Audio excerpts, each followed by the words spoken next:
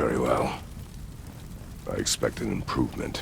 You can craft and upgrade your gear in God of War, and it goes deeper than you might think. I got an invite from Sony to play God of War in Amsterdam and could experience the shop firsthand, and wrote down all the things that are interesting and you would want to know about this feature.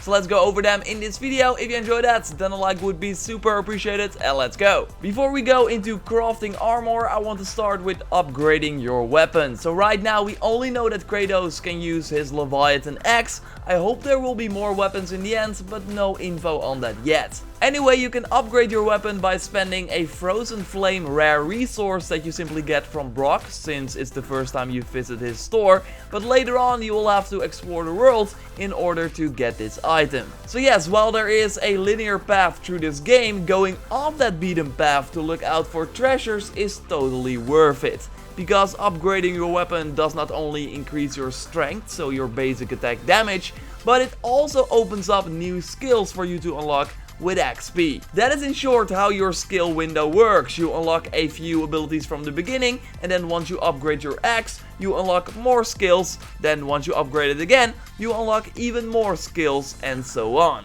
If you unlock a skill does not immediately mean that you can use it, you have to buy it with the XP you earn through playing the game. I went in depth on how you can get XP in my previous video where I talked about the things I learned after playing God of War, so totally check it out if you haven't already after this video. But yeah, upgrading your weapon is the start for upgrading Kratos as well. We also see that thanks to the increase in strength, your power level also increases.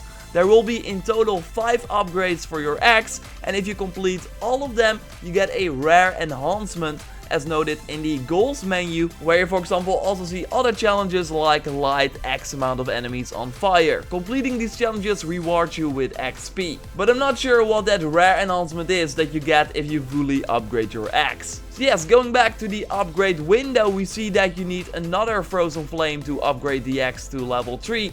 But the axe is not the only thing you can upgrade.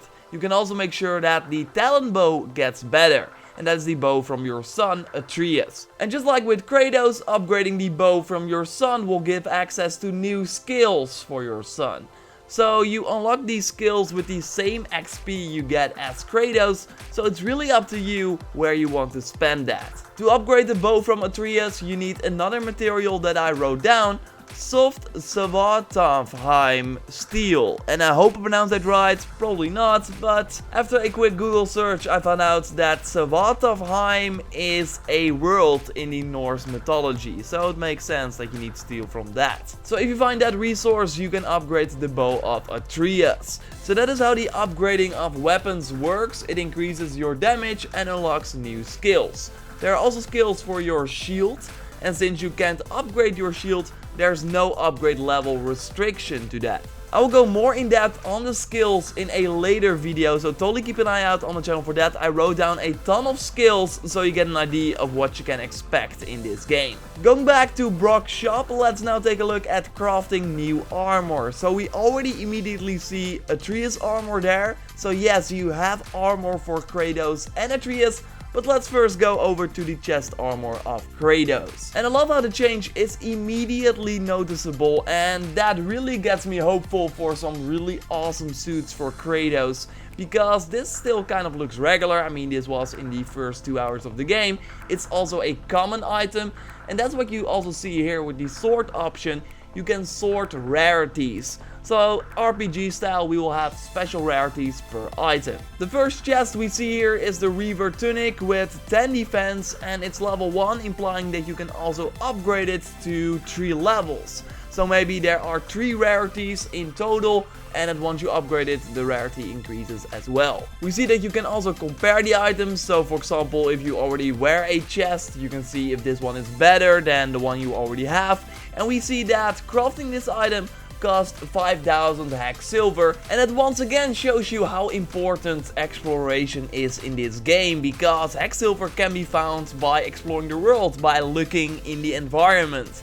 Many times I found a big chest with a few 100 hex silver when I just was looking around. I saw some wolves protecting a chest, and if I just continued my journey, I would have never found this chest, so then I would have way less hex silver when I reached Brock's store. And I think it's awesome that it's more than just a visual collectible. It does really impact the gameplay, having better armor, so exploring is like super important in this game, I can't say it enough. We also got the board height shoulder guard chest, also worth 5000 hex silver, but this one focuses more on strength instead of defense, giving you already a choice, like do you want more defense or more strength with a little defense. I can only imagine that this will go way deeper and that the other armors we will be able to craft later on in the game will also include other stats. Again, the armor also looks different. And I love how the pop-up notification says that it's not very comfortable. So I don't think it impacts the gameplay, but it's still very funny for sure. So like I said, you will also be able to buy armor pieces for Atreus. And in the demo I played, we could buy 3 different armor pieces, but sadly there's no footage of that. But I wrote it all down so we can take a look at what we can expect. So the first armor would reduce the talon bow arrow recharge time. So in the bottom right of the screen you see how much arrows Atreus has that you can shoot by pressing the square button. Well, with this armor it would recharge faster, and this armor also has the aimed shot ability where all the enemies that are in the air would take more damage. And that is what we will see with the other armor for Atreus as well. It will have a passive increase and a sort of ability. The second armor I could unlock would increase the melee damage of the talon bow and have the expose weakness ability. Enemies choked by Atreus will take increased damage. So if Atreus does some sort of stun ability, then the enemy will take more damage afterwards, if I'm not mistaken. Then we also got the vinyl gear piece I could unlock in my play session. This increases the Atreus recovery speed from enemy attacks, and it has the ability Health Stone Assist. Atreus will sometimes find health stones when Kratos is injured, so that when you almost die, Atreus can heal you, and that sounds really nice indeed. I think I would buy this armor. And I think all the things I mentioned already show you how deep the RPG systems can go, and there are also different pieces of gear for Kratos. We got the chest armor, wrist armor, and waist armor.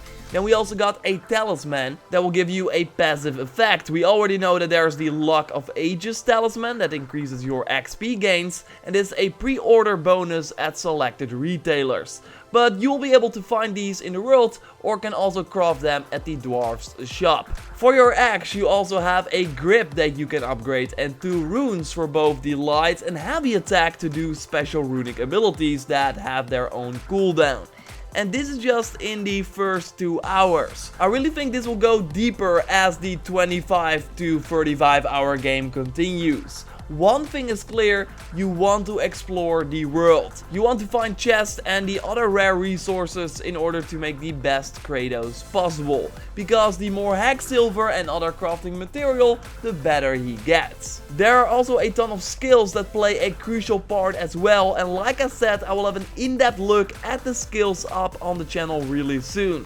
So totally subscribe for way more God of War content as we near the release, and of course when the game is out. I really can't wait for April 20th, the release date of this game. So drop a like to support the channel, check my video on the in-depth look at XP, the map, and way more awesome things I learned after playing 2.5 hours of the game. And I will speak to you next time. Goodbye.